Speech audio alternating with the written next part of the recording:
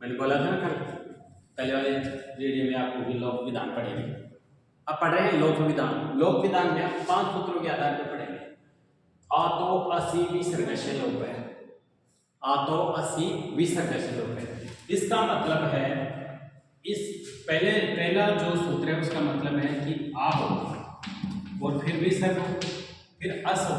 अस का मतलब को समझिए, मैंने समझाया और वैसे साइड में लिखा है मेरा अस का मतलब है अच और है या वर्ग का 5वां 3 चौथा और तीसरा वर्ण में कोई भी हो तो क्या है कि आतो आ मतलब यहाँ आकार आता तो ए और आ होता, लेकिन तय है तपरा तत्काल से, यानी तय जिसके बाद में लिखा है तत्काल उसके पूर्व में जो वर्ण लिखा है उससे कहा अर्थ ग्रहण किया जाए। तो यहाँ आ है तो आया, आ के बाद में अगर विसर्ग है तो क्या होगा? विसर्ग का क्या होगा? लोप होगा, कुछ नहीं, क्योंकि यहाँ आगे क्या है? अस्पत्या है।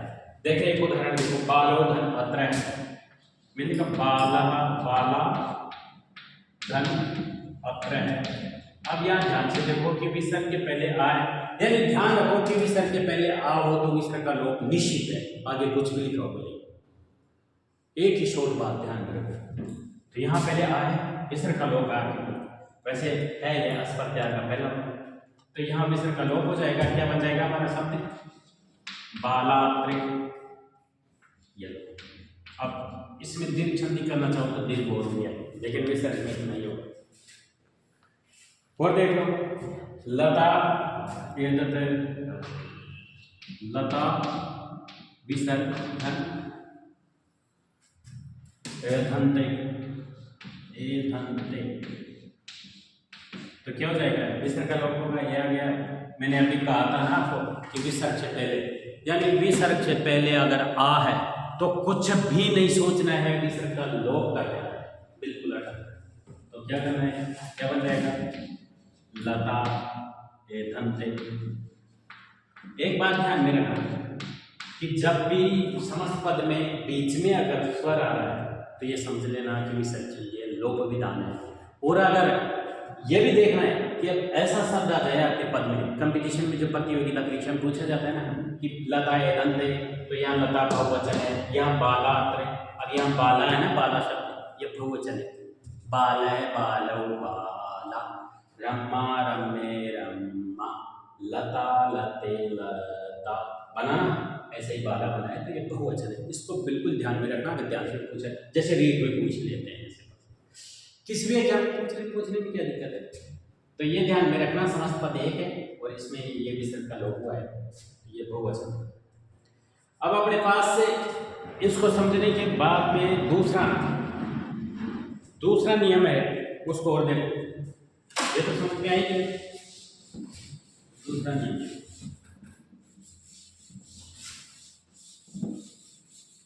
पहला नियम आपको समझ में है, दूसरे में क्या आपके पास? अतो अनति अच्छी विसर्गस्य लोप है, यानी विसर्ग के पहले अकार से परे विसर्ग अकार वर्ग होता है स्वरे परे लोप है भक्ति। यानी मैंने यहाँ दूसरा सूत्र आपको बता कि अत यानी केवल ए लेना, अकार होता तो ए हो रहा था, लेकिन अतः यानी ए अनति अच्छी विसर्ग से परे, यानी ए को छोड़कर, ए नहीं होना चाहिए और आगे विसर्ग के बाद में अच हो, यानी कोई भी स्वर हो, विसर्ग से पहले क्या नहीं हो? ए हो और बाद में कोई भी स्वर हो, ए नहीं होना चाहिए। तो यहाँ जैसे मैंने एक उदाहरण दिखा था, मैं धन, अब यहाँ कुछ भी लिखो, आगच्छति लिखो, आगच्छति, तो यहाँ देखो कि मैंने अभी कहा ना कि ए को छोड़कर कोई भी स्वर हो, यहाँ ए हो केवल, विसर्ग से पहले क्या हो? ए और बाद में कोई भी स्वर हो, तो क्या होगा? विसर्ग का लोप होगा। तो यहाँ क्या बनेगा? राम आगच्छति,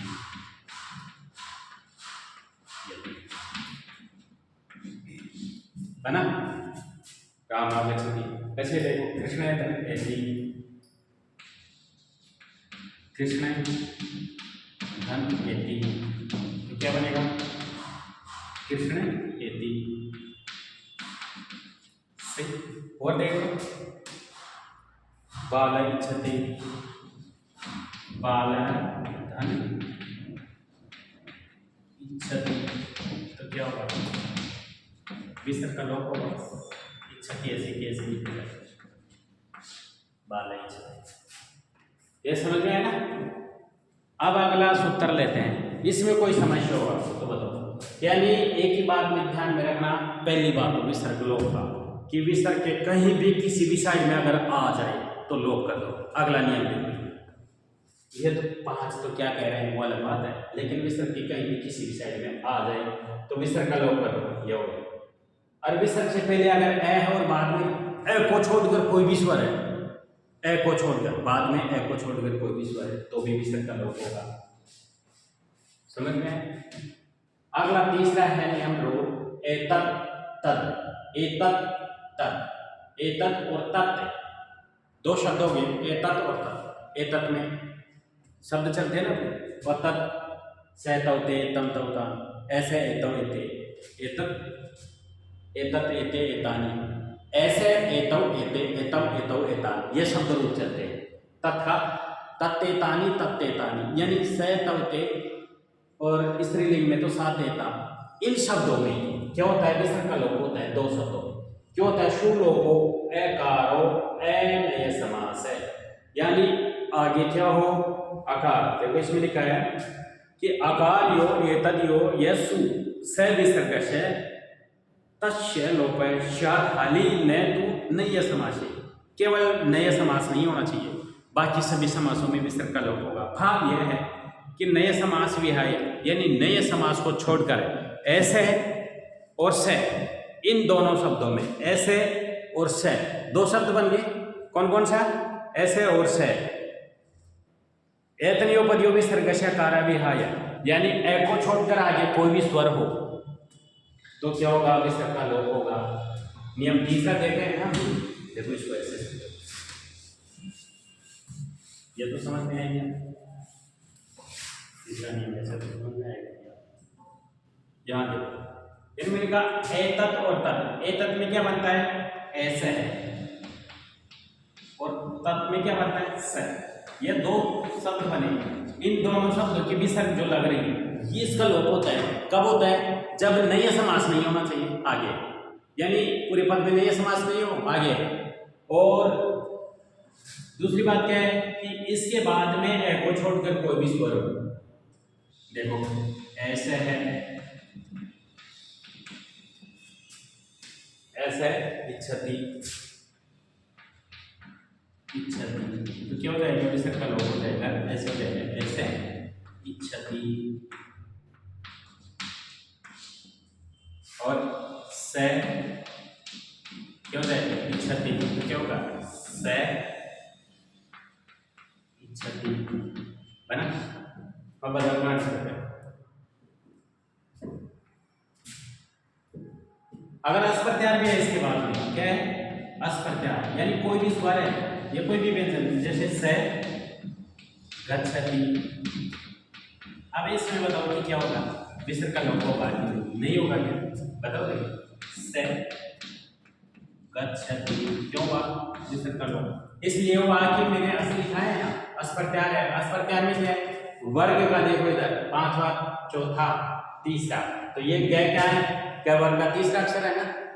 ग क्या है? ग वर्ग का तीसरा अक्षर है, इसलिए लोप हो गया।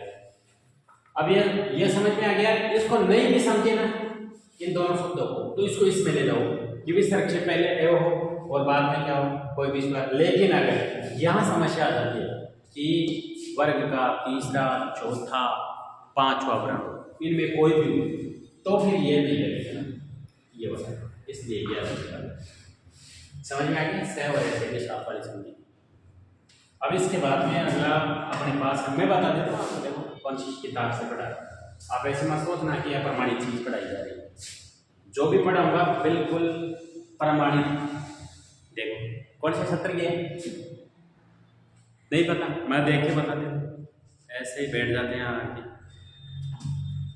ऐसे बैठने से पढ़ा जाएगा। जो भी पढ़ो बिल्कुल सही पढ़ो, 2-4 सत्र के। दिख गया? फिर समझ में आता नहीं है। रोरी, अगला सूत्र कौन सा है? रोरी। अब ये मत समझना रो रहा है। रोरी का मतलब क्या है? रोरी रेफ से रेफे परे लोप है। रोरी का मतलब यह है कि रे के बाद में अगर र है तो विसर्ग का लोप होता है।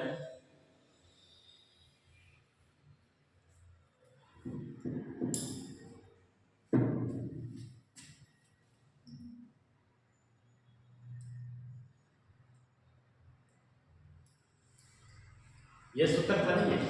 इसके अनुसार देखो ए और आ के ए और आ को छोड़कर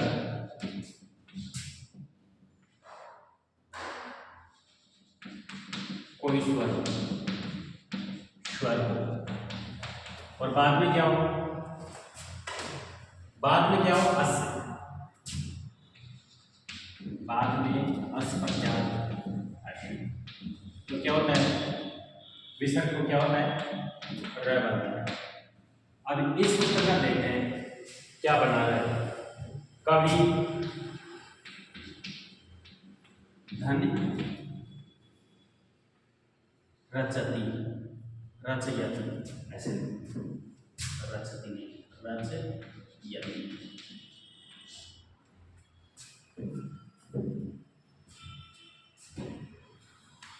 अब आप ये बताओ कि इसमें यह अस्पत्यार में है कि नहीं? इसमें देखने के लिए याद होगा, है ना? सही, अस्पत्यार में है ना इसमें। अब बात करते हैं कि यहाँ इधर ए और आ नहीं है ना दोनों में से, तो इसका क्या करेंगे? रे बनाएंगे। क्या करेंगे? रे तो बनेगा, रे बनेगा तो क्या हो गया?